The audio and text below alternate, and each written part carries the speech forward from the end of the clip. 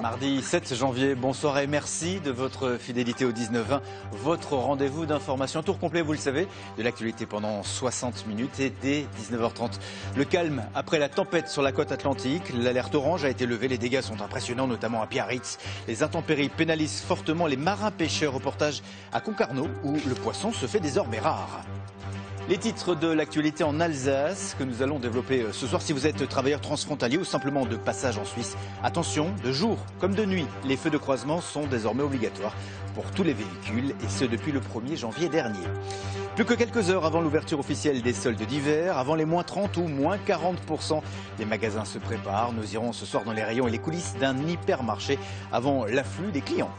Enfin, c'est la première attraction payante de la région depuis la fin de la Seconde Guerre mondiale. Batorama propose aux touristes des visites en bateau-mouche. La découverte de Strasbourg au fil de l'eau est désormais devenue un incontournable.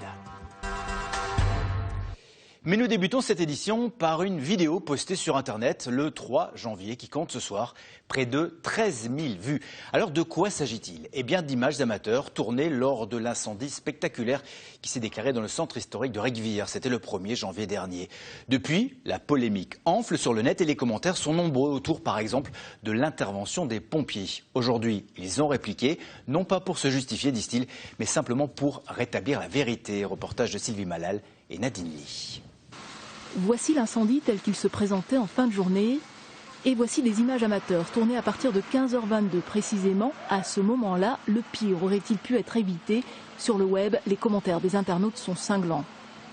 Impossible pour moi de comprendre comment, en étant pompier, on peut rester comme ça à regarder, où au départ la fumée n'est pas épaisse, jusqu'au brasier qui a coûté la vie à une vieille dame. J'ai honte pour eux. Ce qu'on ne voit pas dans la vidéo de prime abord, c'est que 2 sapeurs-pompiers ont déjà pénétré à l'intérieur du bâtiment pour aller essayer de récupérer une personne qui leur a été signalée au premier étage. Cette vidéo qui est très parcellaire, c'est qu'un seul angle de l'incendie, elle est sur l'angle le moins virulent. Elle est sur la façade du bâtiment alors que le feu se situe à l'arrière du bâtiment. Il n'y avait personne à la caserne des pompiers. Résultat, ils sont arrivés 20 minutes après le début de l'incendie. Bien entendu, le principe même de nos casernes, c'est des pompiers qui sont bipés, ils sont chez eux, les pompiers, c'est des sapeurs-pompiers volontaires, qui sont en astreinte. C'est-à-dire à 15h10, quand le CTA Codis reçoit l'alerte, il lance l'alerte et les pompiers sont alertés sur leur bip individuel. Entre le moment où on lance cette alerte et le moment où on voit les premières images de la vidéo, il y a à peine 10 minutes qui se sont passées. 2 minutes 30 pour pénétrer, lance en main. Je défie quiconque qui balance ses commentaires immondes de faire mieux. Les gens qui ont bien fait leur travail, qui voient ou lisent ou entendent ces commentaires, bien entendu, ça jette un certain émoi dans les troupes. Néanmoins, je pense qu'il faut qu'on s'y fasse. Ces réseaux sociaux, c'est une nouvelle façon de s'exprimer. Et au final, quand on voit la complexité de cet incendie, on peut penser que les secours ont été efficaces. Les soldats du feu ont gagné la bataille contre l'incendie, mais un autre front s'est déclaré sur Internet. Un début de polémique que les pompiers aujourd'hui ont tenté d'éteindre. Autre incendie cet après-midi au sein de l'entreprise de menuiserie Fuchs Etterlen d'Urbès, dans la vallée de Schirmeck. L'entrepôt de 300 mètres carrés a été entièrement détruit par les flammes. Une enquête a été ouverte. Depuis le 1er janvier dernier, il est obligatoire de circuler avec les feux de croisement allumés la journée en Suisse. Cela s'applique à tous les véhicules motorisés, y compris donc les 2 roues. L'objectif est bien sûr de réduire le nombre d'accidents de la route. Reportage d'Alexandra Bucure et Vincent Lémiel. Bonjour monsieur, bienvenue en Suisse, il faut mettre les feux. Oui, sinon ça coûte une amende, hein. Les feux, 24 heures sur 24. Depuis le 1er janvier, les véhicules circulant sur les routes helvètes doivent obligatoirement avoir les phares allumés. Et au poste frontière ce matin, les douaniers suisses sont en pleine campagne d'information, voire même de formation. Manuel, s'il vous plaît. Encore? Voilà. Merci beaucoup. Alors c'est vrai, les Français n'ont pas encore le réflexe. L'allumage des feux le jour n'est qu'une recommandation chez nous. Mais les quelques 15 000 frontaliers qui passent ici tous les jours vont devoir s'y faire. J'étais même pas au courant. Honnêtement, j'étais pas au courant que c'était... Mais bon, c'est une bonne chose, oui. Écoutez, si ça favorise la sécurité, pourquoi pas? C'est contraignant ou pas? Contraignant, non, faut juste y penser. Améliorer la visibilité et permettre ainsi de réduire de 5 à 8% les risques d'accidents mortels. C'est le but de cette nouvelle réglementation. Une réglementation déjà en vigueur dans plusieurs pays européens et qui a fait ses preuves. L'intérêt principal, c'est effectivement qu'on voit déjà une voiture depuis une certaine distance.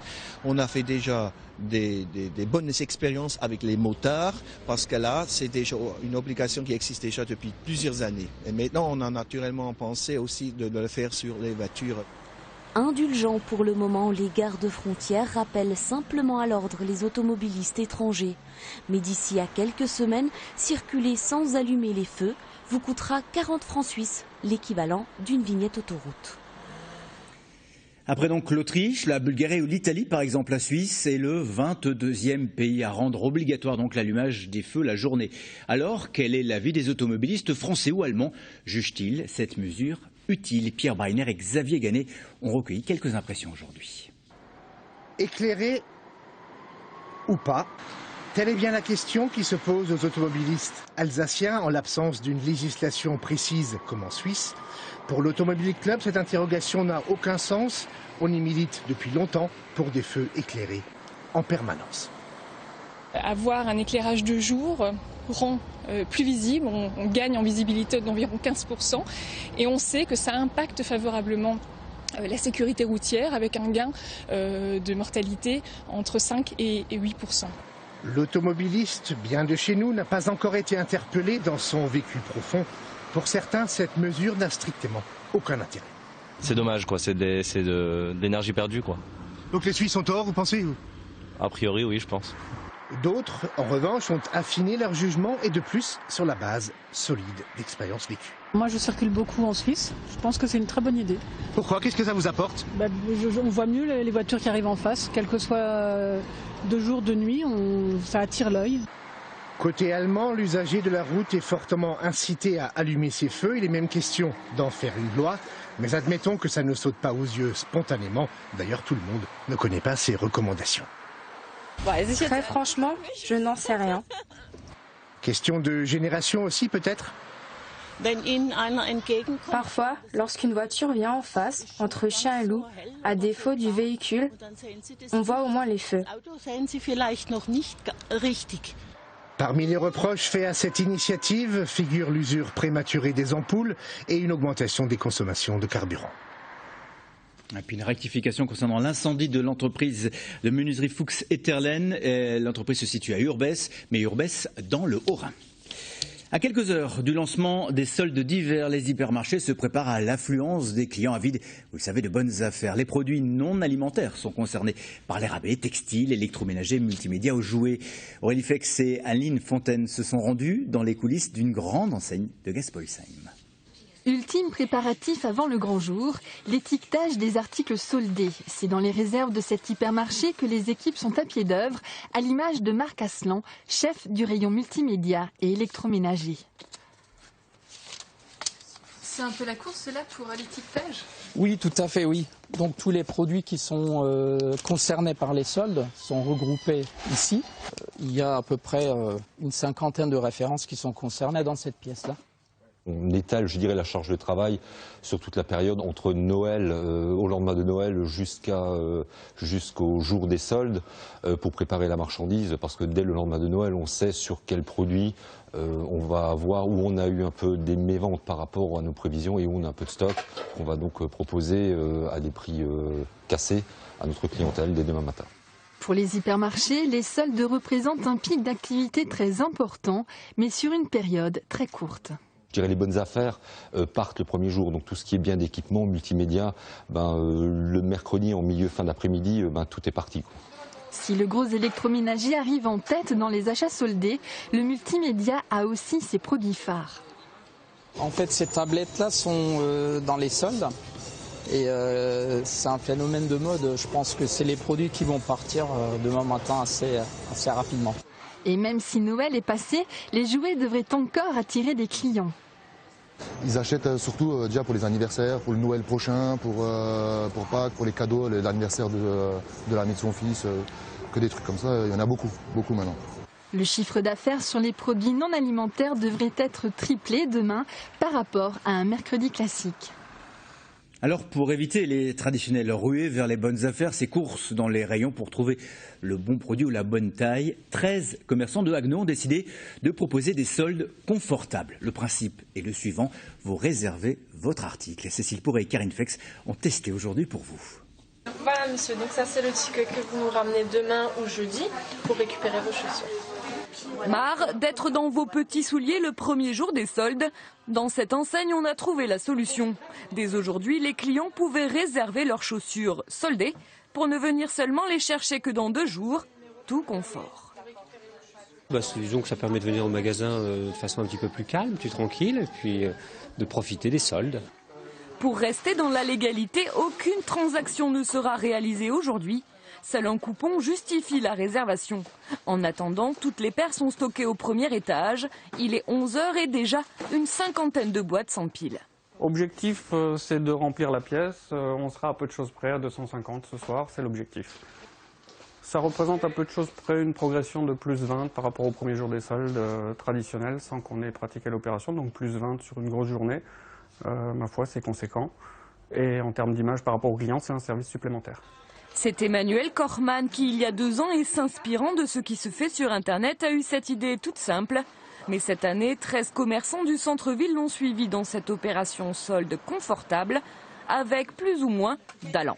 C'est quelque chose qu'on ne connaissait pas, on avait peur aussi, parce que les premières ventes, c'est les premiers jours de solde, c'est là où on fait notre maximum de chiffre d'affaires. Si la marchandise est bloquée derrière et qu'après les gens ne reviennent pas...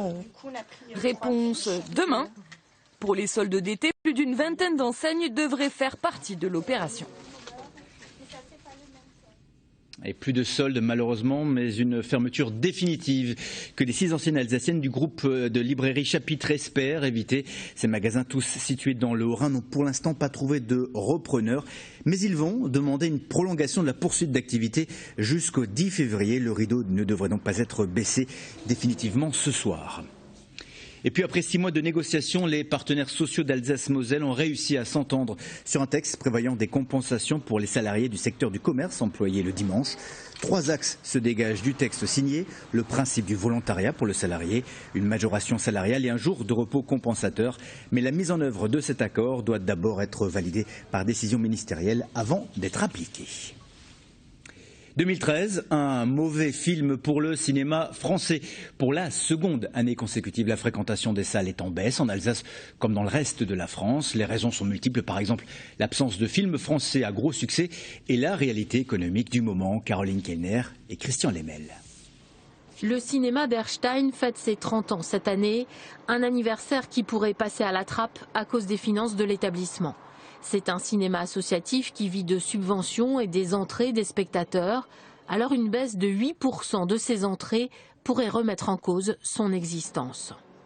Sans conteste, oui. On a énormément de difficultés à joindre les 2 bouts au bout de chaque année.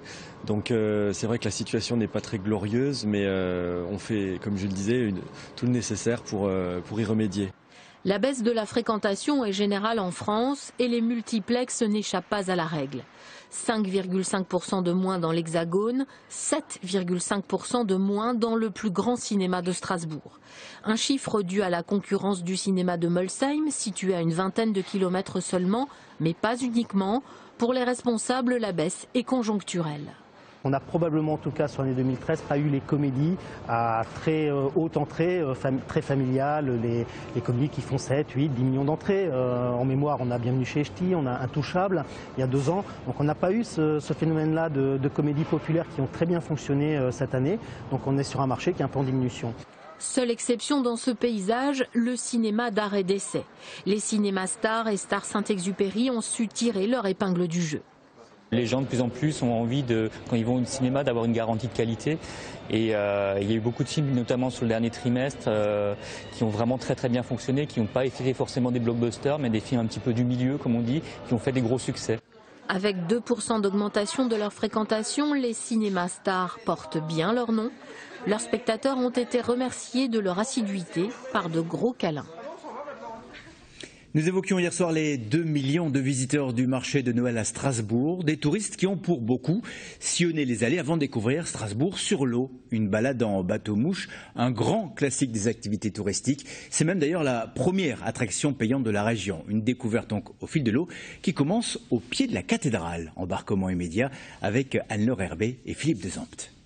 On va monter à bord juste pour voir surtout à bord. Chaque matin, les gestes sont les mêmes. Les rituels aussi. Sébastien, le capitaine, et Florian, son matelot, inspectent leur bateau, vérifient qu'il est en bon état de navigation. Derrière, c'était bon au niveau toilette, tout ça, derrière. Il faudra juste qu'on tienne un verre d'eau après quand l'autre bateau sera sorti. Bon, c'est un check-up qui prend à peu près 15-20 minutes, mais qui doit être fait avec minutie quand même, hein, parce qu'on oublie 2-3 petites choses et puis ça peut vite créer des petits soucis, des petites tensions, quoi. Voilà, et puis après c'est 3 quarts d'heure pour monter en ville, pour récupérer les premiers clients. Batorama compte 9 bateaux dans sa flotte. 4 sont découverts et ont donc pris leur quartier d'hiver. Les 5 autres tournent à plein régime. La balade en bateau-mouche est la première attraction payante de la région en termes de fréquentation. Près de 800 000 touristes par an montent à bord. Bonjour, merci.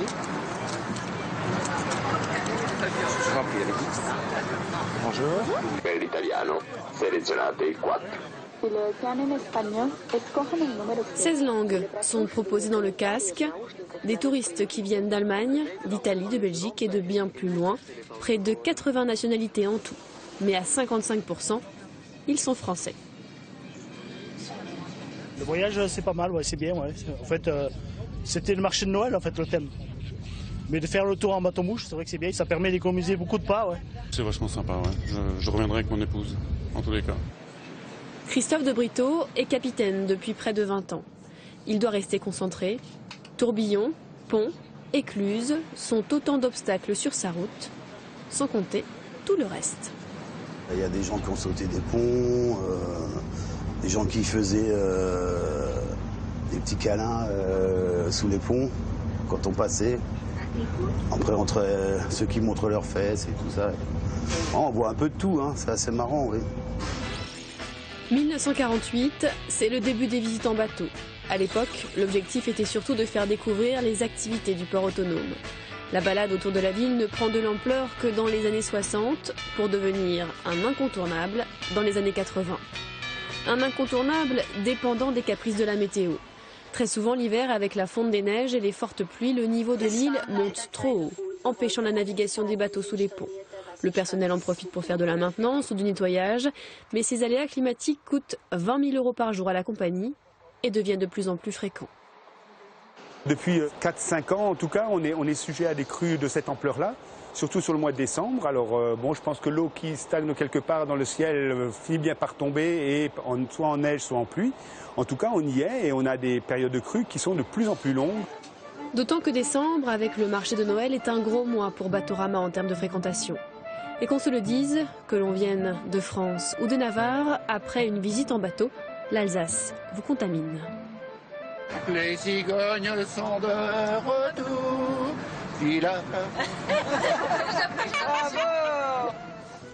Et dans quelques instants, on embarque pour vos éditions départementales dans la seconde partie de ce 19-20. Vous nous regardez dans le Haut-Rhin, eh bien, vous partirez pour tenter de débusquer la truffe de Bourgogne à la chair beige, veinée de blanc de truffe que l'on trouve en Alsace. Dido, un chien prisé des chercheurs de truffes, nous servira de guide. C'est l'un des reportages de France 3 Haute-Alsace.